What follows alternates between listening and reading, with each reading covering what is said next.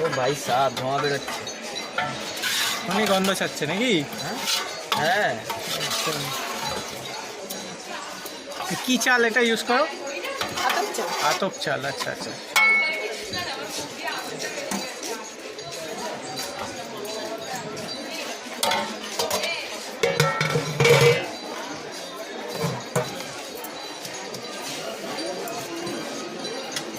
এর মধ্যে এখন কি কি যাবে? এটা কি তরকারি? তরকারি।